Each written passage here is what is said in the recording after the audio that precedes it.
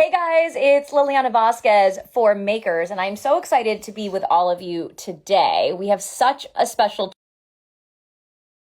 treat. Excited because look at all these fun filters. Okay, we're gonna have so much fun today, you guys.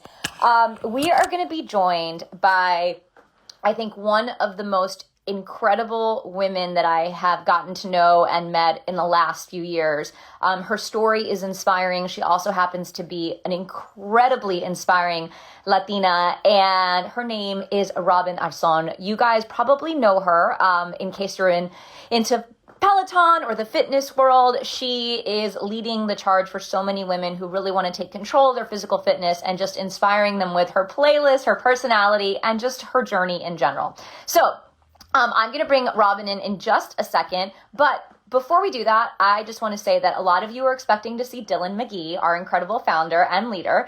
Dylan has very generously shared this platform with me, Makers at Home, to celebrate Hispanic Heritage Month and Latinx Heritage Month.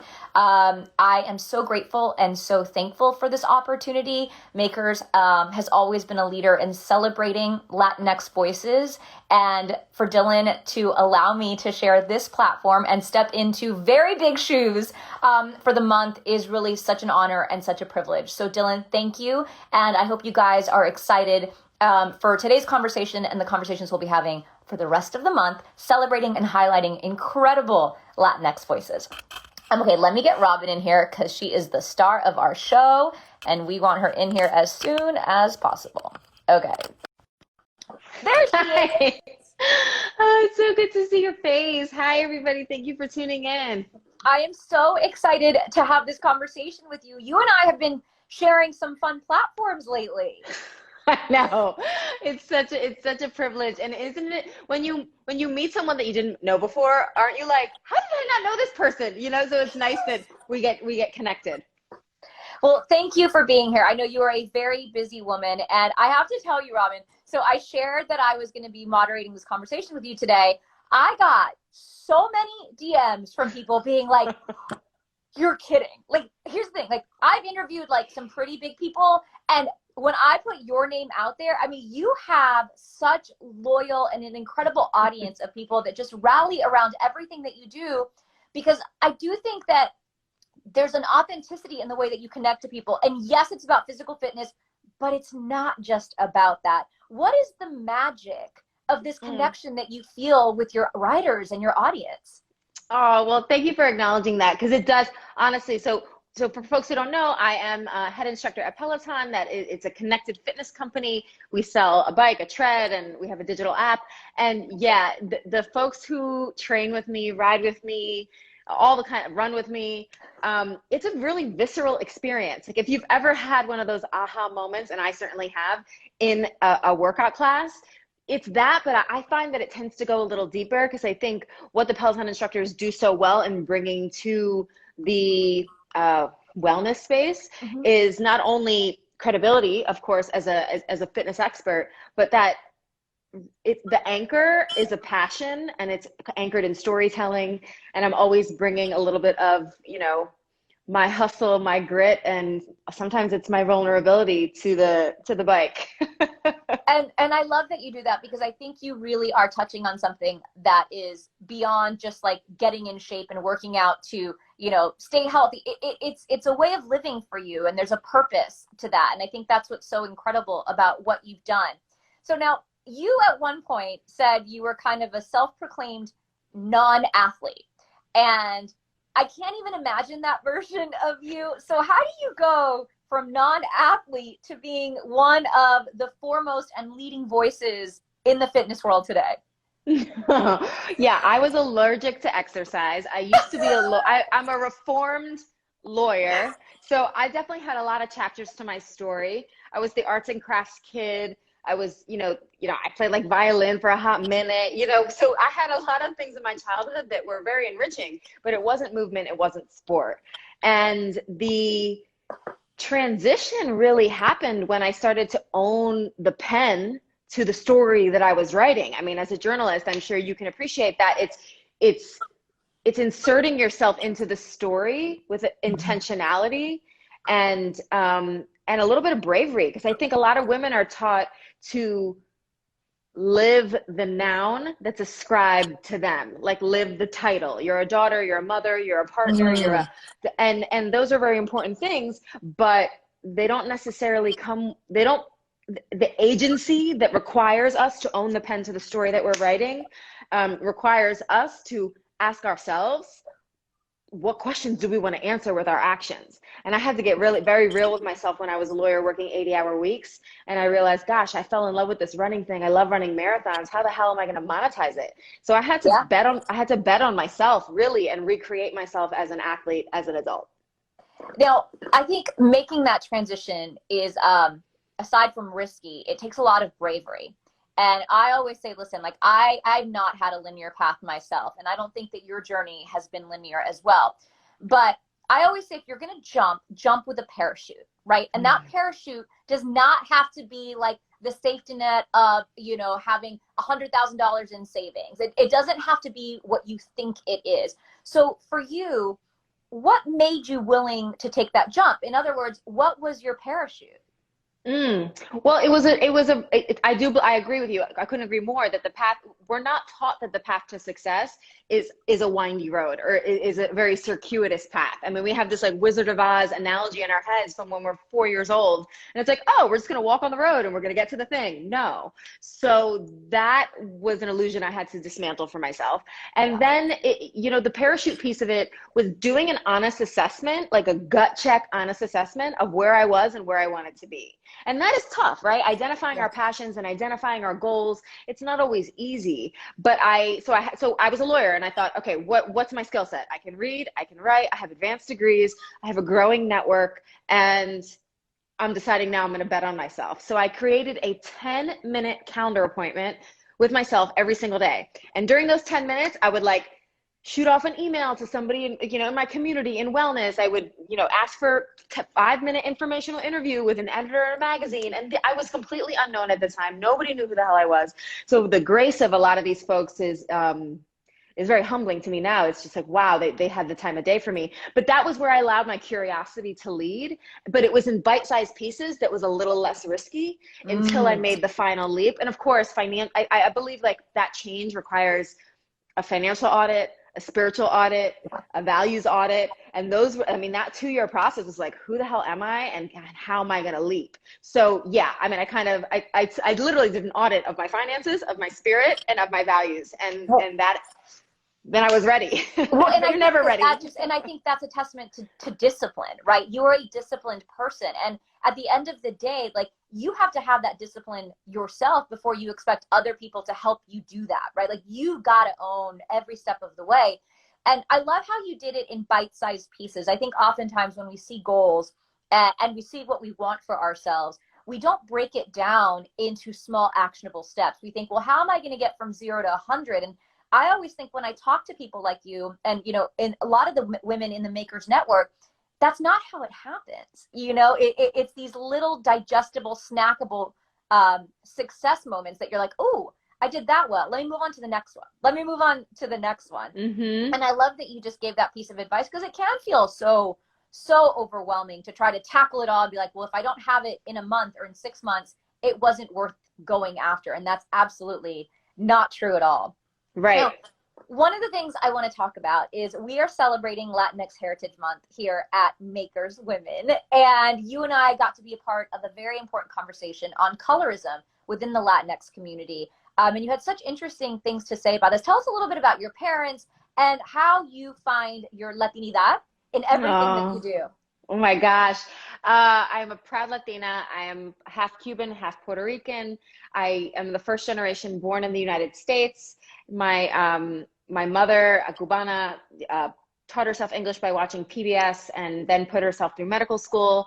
My father, from Puerto Rico in the South Bronx, put himself through law school. So I really was able to witness their grit, their claiming of their space in the world, even when that space was like this big. It was like, if you're gonna give me an inch, I'm gonna crack my way through that door. And that was a beautiful example for me.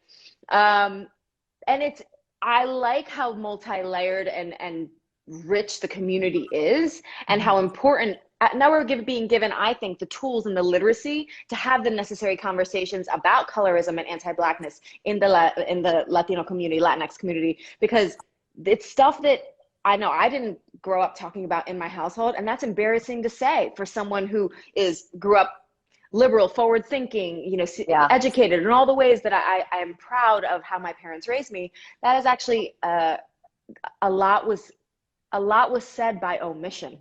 You know, so the absence of the conversation is very loud to me now. So I'm getting educated. I'm having the conversations. I'm speaking to the Black friends in my life, and especially the Latinx friends, and being like, oh, how was this? Was it for you? And I even have family members, darker skin, Black and brown, and I'm like, wow, like it was a privilege that I didn't even have this conversation with you, my own privilege that I need to acknowledge. So I think we have to start digging into those uncomfortable places.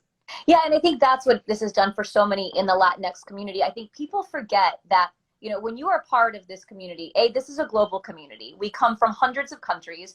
Even though we might be united in language, if you hear my Puerto Rican dad talk Spanish versus my Mexican mom, sometimes they don't understand each other. Is the same true in your house? Oh my God. Well, you know, so there was an interesting dynamic between the Puerto Ricans and Cubans, right? But then we have family in Spain, and I remember I spent a summer in Valencia, and they thought I was like, I mean, I speak in half. The words are cut in. I mean, the staccato is crazy. So like the theta and all that, and I was like, hold up. So yeah, I did. So in that respect, the nuances and the beautiful richness of even you go in one country, you go to drive 50 minutes, and it's a different. There are different ways to express and move and cook, and so that I think was a beautiful example from a young age of like ask the questions, observe the story, because you just it's more than like a bio or a blurb in a book. Like one history book will never capture the richness of the Latinx community. That is so true. And I think that's what I'm discovering as well as I go through this journey. And, you know, you said the word omission, and it's so true. So much of the Afro-Latino history and the culture and the richness of being indigenous has been erased. And we didn't learn that. And that is our fault and our duty to make up for now, right? As we move into this next generation. And as we start to tackle this in our own worlds, because, you know, people think, oh, like, what can I really do, right? I do this or I do that. There's actually so much that you can do, even if it's like simply getting behind like a local community college or university and making a contribution so that they teach Latinx history in these places. There's so many things. What would you say is one of the most important lessons that you learned from your Cuban mom, and then most important lesson you learned from your Puerto Rican father? Because I imagine those are two different lessons that came together beautifully in you. They were. And, you know, my dad had much more of his upbringing happened in the United States. So I think he had more of my father is, I think, more pragmatic, both more pragmatic and more creative. So he was the one who would work with his hands, and he was the one who would ask the big questions. You know, he actually asked my mom, like, she was originally going to apply for nursing school, and he was like, you should be an MD. You know, and then she, of course, ran with it and did all the work herself. But he was always a dream big kind of person, and he was very involved in community activism and La Raza. So he kind of planted those seeds for me of how to be a global citizen, honoring our personal histories, but knowing that it doesn't stop there, that we are, you know, shades of unity interlinked. So that I got from my dad. And from my mom, I mean, she's like the biggest superhero in my life. I could speak about my mother for hours, but she always taught me to stay weird, be original. Like, yes, I love it. Stay weird. I love that. You know, I think she's always leveraged her difference. You know, she was often the only Latina in most of her communities, especially professionally, and she has an accent, and she has a way she rocks things, and she has a very expressive dress and mannerisms and all this stuff. And she's like, yeah, I'm here. So that kind of swag is intoxicating. When you grow up with that, it's hard to ignore it. And how lucky that you had that. A lot of people don't. Do you feel like you bring that same kind of like swag by association into your classes? It's the air I breathe. I don't know any other way. I do not know any other way. When I started running, I would show up to races in like a bold red lip, four-finger gold rings, like the winged eye, like, because I just had to show up as myself. And not that all swagger is aesthetic, but I developed the moniker Sweat with Swagger because I was like, I'm going to show up as myself unapologetically, and then my people will find me. I will find them. And that's how we do things around here. Listen, I will say this, you know, you work in a visual medium and I do too. And I think the biggest lesson that I learned, and I didn't learn it until very late in my 30s, is that you can't go on TV, you can't sit in front of a camera and pretend to be somebody that you are not. Amen. The one thing that transacts is authenticity. And the person sitting on the other side of this camera watching you, if you are inauthentic for a second, you will lose them. But if you are willing to come vulnerable and, like you said, like unapologetic about who you are, like the connection and the takeaway from that moment and that relationship is just like tenfold. It's really such a powerful thing. So how do people that are maybe kind of like new, not just in fitness, but like new to a job, new to a role, new to something that they're doing in their community, how do they channel and how do they find that confidence? Because you're like dripping buckets, like you have it, you have so much of it. So what's like a good exercise that people can do to find that kind of confidence in themselves? I think preparedness is huge. I like to learn the rules and then I break them. I learn the rules and then I decide which ones don't apply to me. Yes. So I think part of it is preparedness, right? It's doing your research. It's, you know, who is going to be seated at the table? Who's seated at the table where you'd rather be? How are you willing to lead wherever you stand or sit? I think so there's kind of a basic skill building education piece that I think is critical, and not necessarily a traditional, I got to have a college degree, this, that, but it's just like, do you have the knowledge to drop on people who doubt you? And that is key. So there's an education piece. And then I think there is, you know, the confidence piece comes in ritualizing enough discomfort to know I've lived.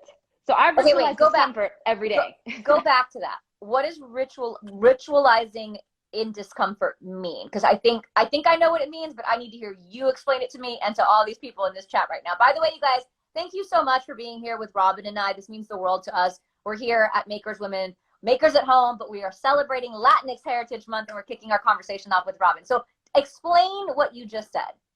So when I describe ritualizing discomfort, an obvious thing that comes to mind is, of course, movement. If you get uncomfortable in a 20-minute workout, you're going to be much harder to knock down energetically or literally when you have faced the challenge that you set up for yourself. That is incredibly powerful. That's an internal conversation that nobody can navigate but you. So that's that piece. But I think there are a lot of entry points, right? So even if fitness isn't your thing, is it like picking up the 500 page? Is it finally reading Ulysses? Is it like taking the cooking class? Is it asking the guy out or the girl out? Is it, you know, is it wearing the red jacket when everybody told you, no, we only wear black? Like those are the little moments that might seem insignificant, but if you make it matter, you make it happen. And I think the way you make it happen is by getting uncomfortable enough so your psyche, your spirit knows, I've got this. You can't tell me, and when I work out, I had a barbell on my back this morning that weighs more than me. You can't tell me nothing. You can't tell me nothing about my day. You can't. So that is the kind of confidence that is not for sale.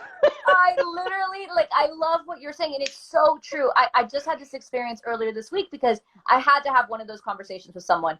And I think a lot of times, especially women, we have this desire to be liked, right? We have this desire to please, but you have to walk out of that moment and say, at what cost, right? At what cost do I need to be liked by other people? Because if it's at the cost of me being myself, it's not worth it. Like, there's no way you can do the math on that transaction where you end up winning. Like, it's a zero-sum game unless you're walking in saying, you can't tell me nothing. That's it.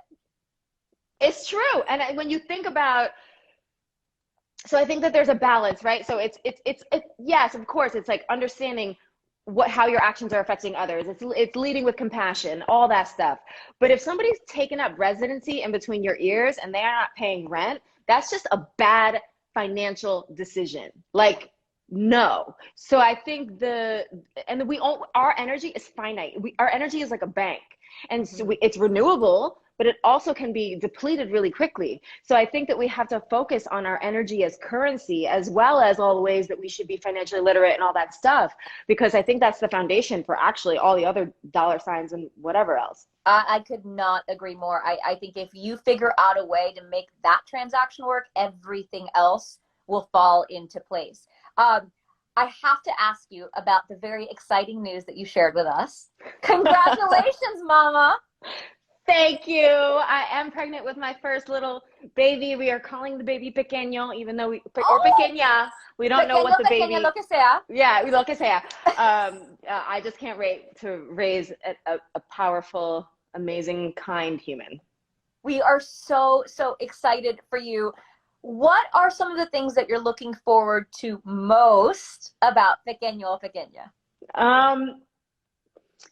You know, I look at my role as a parent as a guide. Like, I think that I believe in kind of past lives and all the ways that our souls can have experienced each other in past lives. And I have a feeling I've probably known the soul that's coming before, and I really see myself as a guide.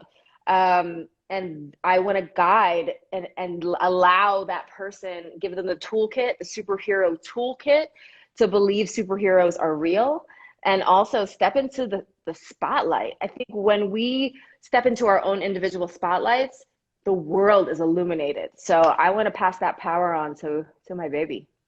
I cannot wait to meet this little man or this little woman. I mean, what a gift and what a blessed child. I can't wait to see you as mom. Is there anything that makes you afraid? I know that, for a lot of women, especially for you, your career, you have to be so present in so many ways. When you got that news where you're like, oh my goodness, what am I going to do? Because, I mean, listen, I have a feeling that like up until that day that Pequeño decides to like make an appearance, you're going to be on the screens, pushing people, running, like you're going to be doing what you can. That's the goal.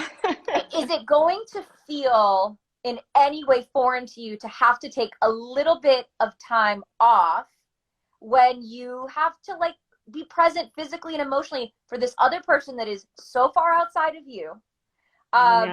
Do you think about that at all? Because like I said, you seem to have it all under control, but I know that as I've watched my friends transition into this role, one of the most beautiful things has seeing them make space for this gift in a way that they never thought in their hearts and in their brains they could make space like this for. I welcome the change. I welcome it. But most of all the parents who I know just say that in addition to this unprecedented love, there's a presence and there's a focus. And I find power in focus. I believe the focus is the antidote to fear. I believe focus is the catalyst for change. And so my next level, I think, lives in this baby, but I also am still going to be me. And I was raised by a mother who had a career and she hustled and she did her thing and we were just fine, So I think there's thank you, more than fine. My sister's a rock star as well. And my mother really showed that as an example to us. So I think like, listen, I know I'm going to have the mom guilt and I know I'm going to have days where I'm just like, I'm the worst. But I also know that I'm made for this. I really firmly believe that I am made for this. You absolutely are. I will handle it as it comes. And the only way, I think the best piece of advice so far that I've been given is that your baby knows you. Like the world we create, for better or for worse, is the synergy that is going to be created in this baby's life. And that relationship, I think I'm going to be straight up and real from the jump. And it's like, mommy has an empire to build. So literally exactly what mommy has an empire to build. She's well on her way to building, but let's just be very clear. There is an empire to construct and you are in the mix. Okay. Now I got to ask this question because so many people ask this of me to ask of you. How do you pick your playlist? And Are we going to get more Latinx music? Because we love when you throw down some Selena, Ricky Martin. Oh my God. Yes. Okay. Plenty more Latinx coming. And we have more to celebrate for Latinx History Month. So these next few weeks at Peloton are going to be lit. So there's that. So for sure, stay tuned. And how do I make my playlist? So I believe that, you know, like energy is currency. And if people are spending part of their energy and part of their time bank with me, I want to serve from a fitness perspective, from an entertainment perspective, from a life advice perspective, and from a vibe perspective. So I try to, sometimes I feel like I'm channeling when I'm playlisting. So part of my life is kind of part DJ. And it really is using the music to support that story arc. And, you know, like I have a hit ride tonight and the beats are driving and it's like, I have a rock moment, I got a hip hop moment, I've got a pop moment, I've got like a diva moment. And all those moments layered together make such like a rich 30-minute experience. So it really is part of the storytelling. It's just as important. And I love that you use the word storyteller, because I think people often like forget how much of a role we have in whatever thing we do as storytellers, right? Like you control that narrative. You're the one in charge of putting out that message about you, and you do it so beautifully on so many different levels. I don't know where you find this energy. I wish I could like literally make like Robin snacks, like gummy vitamins or something, and take a damn Robin vitamin at the start of every day, because I can't tell you, we would all take them. And this is important to me because I am someone who is not proud of my lack of physical fitness. If someone hasn't taken your class, if somebody is afraid, because oftentimes, like you said, it's a fear of starting something new. It's a fear of getting uncomfortable. It's a fear of not being good at something. Mm-hmm. How would you motivate someone today to go out tomorrow and try one of your classes, or try taking a walk around the block, whatever that small nugget is? How do you inspire people? And what would you say to someone who maybe hasn't connected with fitness in a long time? What's like your one push to just go out there and do it for yourself? Start with one squat, start with one pedal stroke, start with one block, start with one. That's how I started. And it is daunting, especially in the age of Instagram, where you're like, oh my gosh, everybody's got a six pack, they're a 5-minute mile, they got $1 million business, they got like what? So it does feel like a lot, and I totally get that. So it's finding something that you're curious about. Not everybody, of course, I love spin, but not everybody is going to fall in love with cycling. Not everybody is going to fall in love with the dance class. Not everybody is supposed to be doing yoga. You know, it's not a one-size-fits-all industry. So the beauty is that you can get curious about how you want to move your body, and then you start with one. You start with something. Start with 10 minutes. Make a calendar appointment with yourself for 10 minutes of movement, and get curious about what your potential is. Nobody is establishing the standard but you. Yeah. I think that, you know, especially as Latinas, like, we don't have opinions, we set standards. Like, we don't have opinions, we establish boundaries. So start with establishing those boundaries in the way you move, in the way you fuel. I go to bed at like 9 p.m. I say no to most things. And it's because right now I'm in a season in my life where I am choosing to do that. And I will also submit to folks watching, the next time you say you don't have time to work out, replace that sentence, I don't have time, with it doesn't matter, and see how it feels. If if that feels okay to you, then that's the right decision, and own it. But do it with intentionality, because when we're giving away our power, like we are like dollars at a club or something, you know, or like at a garbage sale, or a yard sale, when we say we're allowing other people to take our power, when we're taking ourselves out of the narrative. And I think we take ourselves out of the narrative when we say, I don't have time, I can't do this. You're choosing not to do it. Yeah. At least make it a choice from a place of intention and power. It's so true. You really, I mean, it's so honest, and it's so true. I know I've got to wrap up, but before I let you go, because we are celebrating Latinx Heritage Month here at Makers, and Dylan taught me this, we believe in advocates, not just allies. How can everybody watching this, and everyone that is a fan of yours, do one thing tomorrow or one thing today to be an advocate of the Latinx community? Ooh, I love that. Just one little thing, because you said it starts with one, right? It starts with one. You know, we're on a social media platform.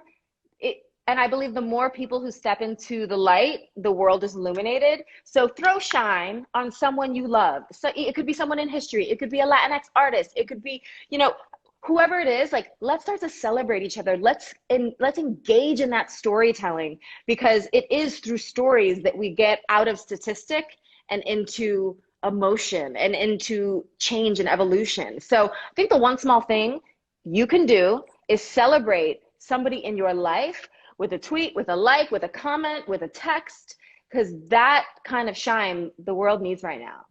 I could not agree more, you guys. From Robin, you heard it right now. Help celebrate Latinx Heritage Month by shining a light on somebody in this community. It can be a relative, it can be a neighbor, it can be a teacher, it can be Robin herself. It doesn't matter who it is. Just take a moment, because seriously, those moments reach so many people you don't even realize it. Robin, you are a delight. Thank you so much for being here. You. Oh my gosh. Thank you for inviting me. This was my honor. Truly. It was beautiful to Thank you. The engage. Energy, and I know that you have inspired so many people to go out and do it, whether it's a workout class or whether it's starting a new business. I appreciate you. We value you so much here at Makers, and I hope I get to talk to you again very soon. And congratulations. Bye, everybody. Cuídate. Take care. All right, guys. So Robin just stepped out of the chat. Thank y'all so much for being a part of our conversation. Before we go, I want to do a couple of housekeeping things. Number one, of course, we want to say thank you to Robin. I want to also give you guys the opportunity to check out my podcast on Makers Women. It's called DNA of a Maker, where we get the opportunity to chat with women just like Robin, who are completely turning passion into action and sharing those stories and how they got there. I think you'll be surprised to understand their stories a little bit better. And it's really just an incredible half-hour podcast. Add it to your playlist. It's called DNA of a Maker. And last but certainly not least, I also want to encourage you guys to pay attention to October 27th on PBS. The Makers documentary, Not Done, releases on October 27th on PBS. You can see it there, and it is not something that you are going to want to miss. Put a calendar alert in there right now. Send it to your friends. Tune in together, watch it, because this is the kind of content that is so necessary right now, and you will not want to miss it. So thank you guys for being here today. I will be back next week. We have an incredible slate of talent, Latinx talent, to share with you all month long as Makers celebrates Latinx Heritage Month. I'm going to be talking with Tanzina Vega. She is the journalist and host of The Takeaway. I've got Tanya Saracho. Oh my God, incredible playwright, and also the creator of Vida on Stars. We have Carla Martinez de Salas. She is the editor-in-chief of Vogue Mexico. Talk about revolutionary. And we also have Daniela Diaz, who is on the campaign trail right now for CNN, covering this critical election. So stay tuned. We will see you for more segments here at Makers at Home. Thank you for joining me. And Dylan, thank you always for being my champion and for being so supportive of this celebration of Latinx Heritage Month all month long. I am so grateful to you and to the entire team at Makers for giving us this opportunity. Mil gracias. I will see you guys soon. Bye.